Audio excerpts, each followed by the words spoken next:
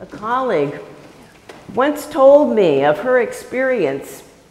She returned to her home parish a year or two after she was ordained.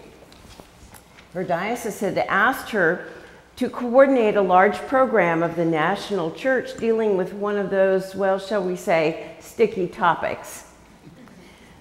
Her responsibility included training the leadership teams from each parish. And she had done a number of them, and they had gone very well. She was thrilled to see people talking about difficult subjects and watching their faces when they had an aha moment or realized that they had just learned something new. So with 5 or 6 successful programs under her belt, she returned to her home parish to lead the conversations there, as she had been invited. Now, these were the folks who knew her as a layperson and loved her, and they had watched her grow up from a quiet parishioner to an ordained leader. This parish had sponsored her for ordination and had walked with her, supporting her through that long and arduous process. They were proud of her, and they were proud of themselves for raising up a priest from their midst. And they were happy to see her home again, to lead them through this program. But it wasn't long before they got irritable. They started arguing with her, challenging her, and challenging the church, and for asking them to consider new ideas, new to them anyway, perhaps ideas that were different than what they had been taught as a child. This group was the most difficult and contentious of all the groups that she had led. And she was certainly glad to dust off her feet when she was done, so to speak, and move on.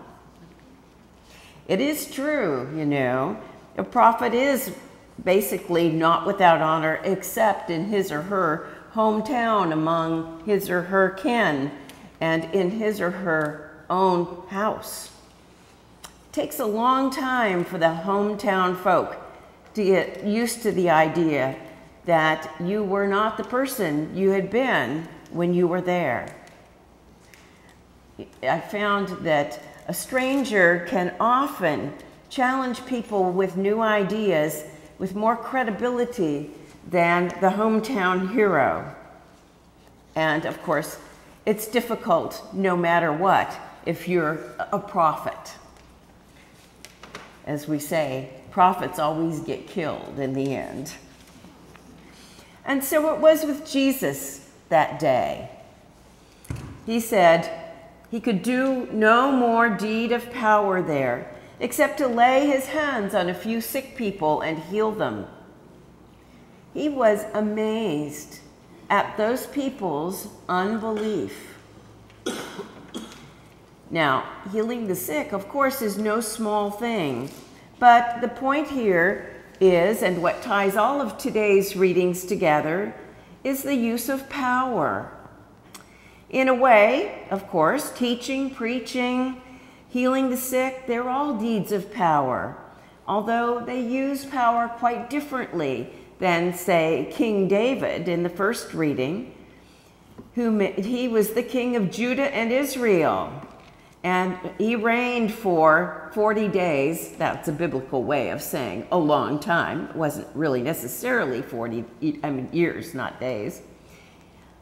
But the writer of our 2 Corinthians passage, who was so boastful, because he'd had an experience of paradise, and he was so boastful about it that he couldn't wait to tell everybody.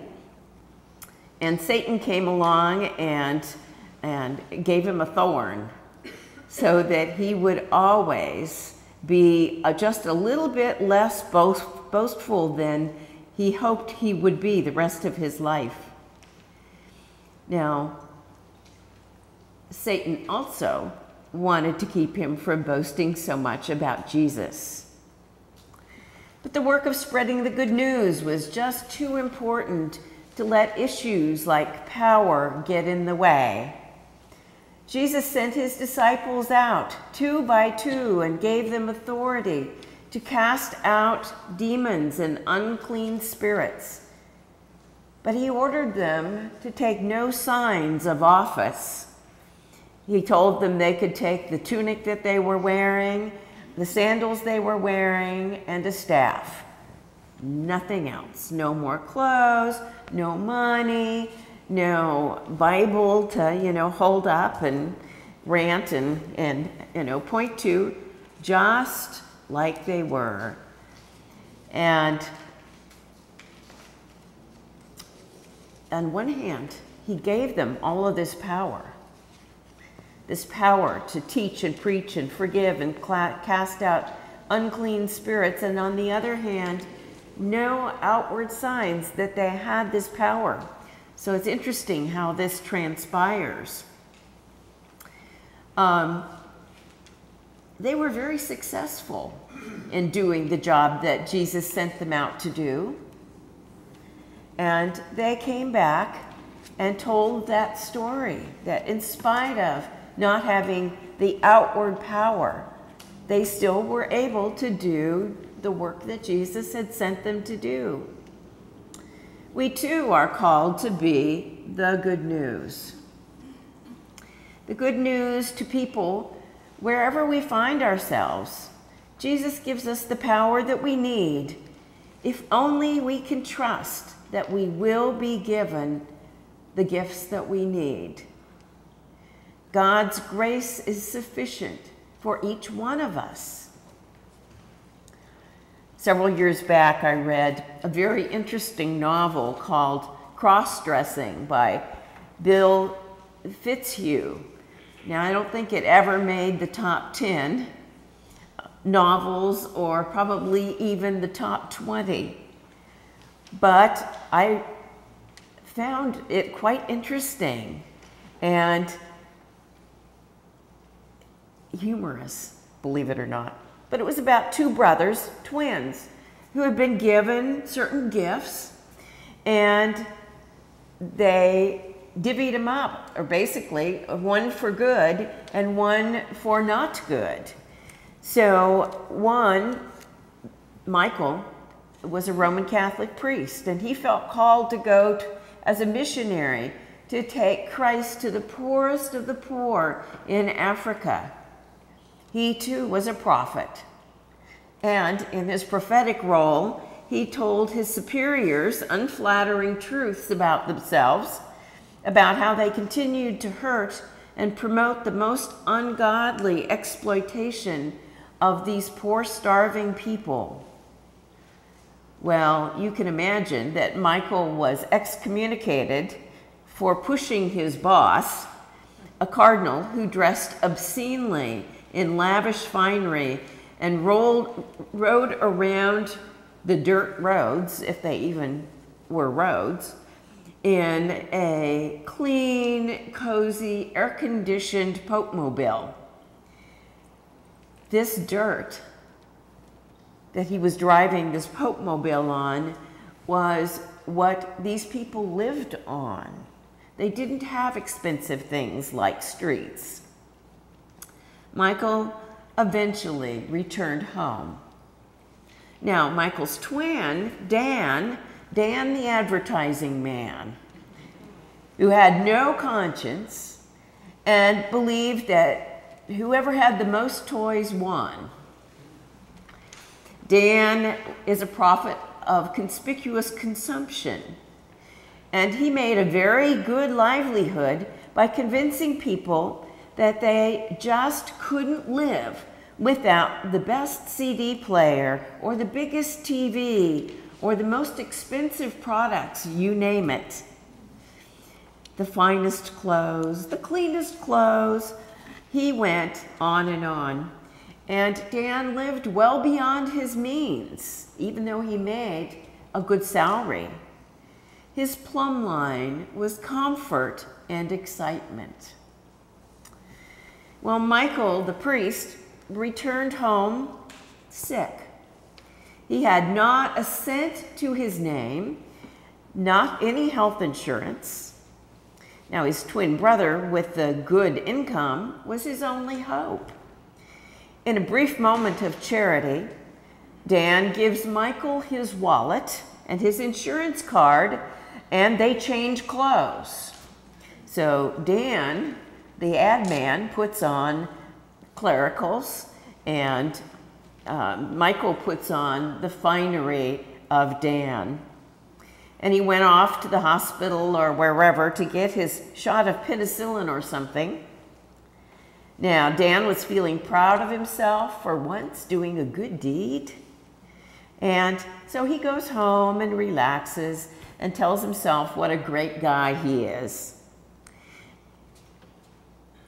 The next morning, he discovers Michael is dead. Not only is Michael dead, but everybody thinks the dead person is Dan the ad man. Doesn't know what he's going to do, and then he heard that Michael left a hospital bill of over $350,000. Well, Dan can't afford to tell the truth because he can't pay a $350,000 hospital bill. And so he becomes Michael. He looks like Michael. He's got Michael's clothes on. Dan finds himself looking like a priest with literally not a cent to his name, no credit, no place to live, and he watches his toys and belongings and house being claimed by creditors. He has no place to go. He has no means of support. But the interesting thing is he's wearing clerical clothing, and people look at him and talk to him differently. And he starts acting different. He finds himself helping people whom a week ago he wouldn't have even noticed, let alone speak to. He's terrified, just terrified. He doesn't know how to be a priest. He doesn't want to be a priest. And yet here he looks like a priest, and people are talking to him like he's a priest. And he finds something happening to him that was strange, that he had not experienced for many years, many years. He described it as his soul was tingling. So I kind of take that to mean that his soul is coming alive, and lo and behold, he's got one. So Dan turned Michael starts doing ministry with a religious sister named Peg. Now, Peg was as unconventional of a nun as Dan was unconventionally a priest. He starts caring about others and caring about how healing and justice and compassion happen and need to happen. He discovers that the wonderful gifts that made him such a success as an ad man, gifts of persuasion and creativity, actually can be used to good and holy ends, even if the giver himself falls short of the mark. Jesus in today's gospel gathered up all of his followers, all of whom fell short of the mark. They were not perfect, and they didn't consider themselves ready, but he had paired them up and sent them out with his blessing. And he sent them out in pairs for moral support as well as practical support. He gave them authority and power over certain things, the dark and destructive forces of the world, and commissioned them to forgive and heal and comfort. And you know, they did it. They did it. Much like Dan in the novel, they found themselves on a mission with none of the props and the supplies and the checkbooks that they believed to be essential for their life and their success. They were unprepared, but they just went out there and did it. Jesus told them, and they did it. Their standard was clear. He told them exactly what to do: heal the sick, cast out demons, relieve human suffering.